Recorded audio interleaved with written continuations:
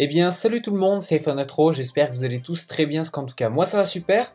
Aujourd'hui, je vous retrouve pour tester un jeu qui n'est pas encore disponible sur l'App Store, c'est Clash Royale. Alors Clash Royale, pour faire simple, c'est un jeu développé par Supercell, c'est ceux qui ont réalisé Clash of Clans ou alors Boom Beach. Et on voit que dans ce dernier jeu, eh bien, c'est totalement différent des autres jeux, comme par exemple, ce n'est plus la base de Clash of Clans ou alors Boom Beach, c'est-à-dire une base à modifier, à embellir, à protéger, etc. Cette fois-ci, vous allez voir que c'est un concept totalement différent, tout de même avec de la stratégie, mais en s'inspirant d'autres jeux vidéo, ça fait un mélange vraiment super sympa. À l'heure actuelle où je fais cette vidéo, le jeu n'est toujours pas disponible sur l'App Store français, néanmoins vous pouvez le retrouver gratuitement sur l'App Store néo-zélandais, donc n'hésitez pas à y faire un tour, je vous mettrai tout ça dans la description de la vidéo.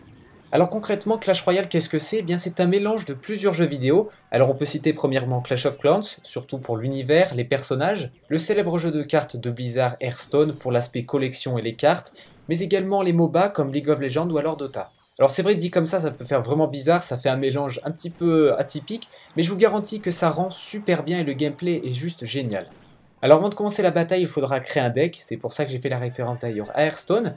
Alors on retrouve deux types de cartes, les créatures ou les sorts. Vous pourrez bien entendu mélanger les créatures et les sorts, c'est bien sûr fait pour, vous pouvez faire que des créatures, que des sorts, comme bon vous semble, vous pouvez faire vraiment ce que vous voulez là-dessus, c'est très flexible. Chaque carte possède un coût, un niveau et aussi un niveau de rareté. Alors au niveau du coût, eh bien c'est le prix qu'elle va vous coûter quand vous allez la placer sur le terrain. Bien entendu, vous n'avez pas élixir à volonté, donc il va falloir faire attention à ce coût, hein, pas mettre que des grosses créatures, et voilà, équilibrer au maximum eh bien, votre élixir. C'est pour ça d'ailleurs vous avez une moyenne quand vous regardez, quand vous créez votre deck. Aussi, vous avez aussi le niveau de la carte. Alors chaque carte a un propre niveau. Vous pouvez voir que par exemple les flèches sont niveau 3, mon géant est niveau 2, etc. Ensuite, après, on a aussi le niveau de rareté. Vous allez avoir des cartes qui sont épiques, rares ou bien communes.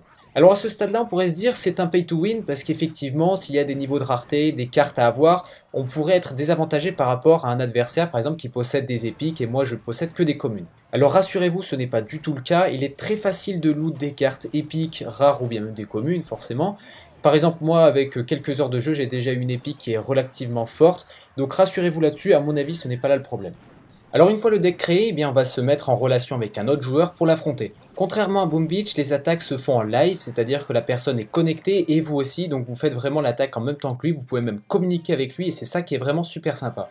Au niveau du gameplay, c'est très simple, vous avez deux parties de l'écran, la partie du haut pour votre adversaire et la partie du bas pour vous. Les deux parties sont séparées par une rivière ainsi que deux ponts. Dans chaque partie, vous allez y retrouver 3 châteaux, 2 petits ainsi qu'un principal. Si vous arrivez à détruire le château principal, vous avez instantanément gagné la partie. Si à la fin du temps réglementaire, aucun des joueurs n'a réussi à détruire le château principal adverse, le score est automatiquement calculé sur le nombre de petits châteaux abattus.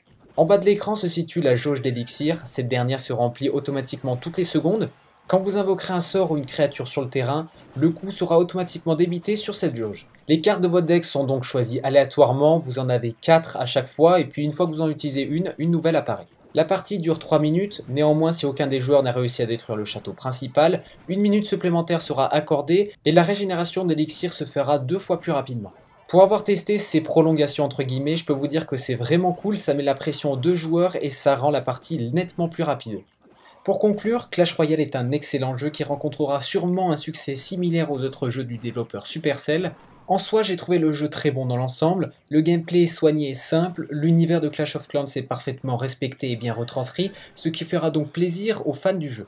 En bref, je dirais que Clash Royale est le résultat d'un excellent mélange de genres vidéoludiques. Voilà, c'est donc la fin de cette vidéo, j'espère en tout cas qu'elle vous a plu.